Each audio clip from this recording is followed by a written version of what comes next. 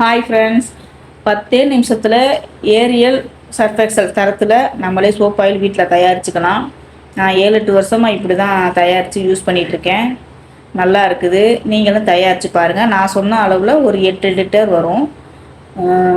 காசும் கம்மியாக தான் ஆகும். நம்ம வெளியில் வாங்குறத விட நம்ம இங்கே தயாரிக்கிறது வந்து கம்மியாக தான் ஆகும் காசு. அதுக்கு ஆசிட் சிலரி 1 லிட்டர் எடுத்துக்கிறேன். இது ஃபஸ்ட்டு ஊற்றுனது ஆசிட் சிலரி, ரெண்டாவது ஊற்றுனது வந்து எஸ்எல்இஎஸ். அது வந்து 1/4 லிட்ரு ஊற்றிக்கிறேன். ஊற்றி நல்லா கலக்கணும்.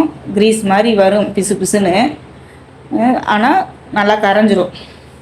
அதுக்கப்புறம் இது வந்து கொஸ்டால் ஊற்றுறேன். இது வந்து 300 மில்லி. இது வந்து துணியை வந்து நல்லா பளிச்சுன்னு துவைச்சி கொடுக்கும், கிளியாமல் பாதுகாக்கும்.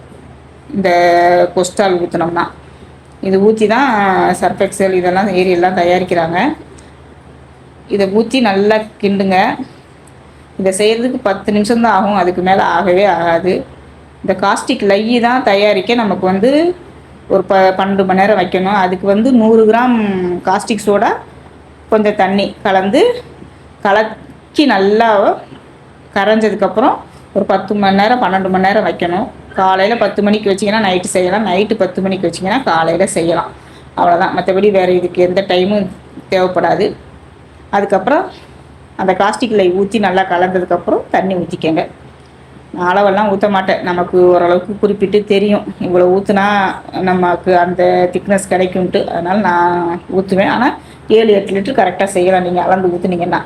அதுக்கப்புறம் அதுக்கு தகுந்த கலரு, அதே ப்ளூ கலரு ஊற்றி நல்லா கலக்குங்க. கலந்தால் இது இப்படி தான் இருக்கும். ஆனால் இது வந்து மறுநாள் பார்த்தா தான் நம்ம சோப் ஆயில் போல் கலரில் வந்துடும். இது இப்படி தான் இருக்கும். இப்போ இதை நல்லா நைட்டு கலந்து வச்சிங்கன்னா இல்லை பகலில் கலந்து வச்சாலும் சரி, ஒரு 2-3 மணி நேரம் கழித்து பார்த்தீங்கன்னா நல்லா அந்த ஏரியல் எப்படி இருக்குமோ அதே மாதிரி சேம் வரும். அதுக்கப்புறம் ஒரு 2 மூடி சர்ஃப் எக்ஸல் சென்ட்டுனே கடையில் விற்கும். அது வாங்கி 2-2.5 மூடி நமக்கு எவ்வளோ வாசம் தேவையோ அதுக்கு தகுந்த மாதிரி ஊற்றிக்கலாம். ஊற்றிட்டு தேவையான தண்ணியை ஊற்றிட்டு நல்லா கலக்கணும்.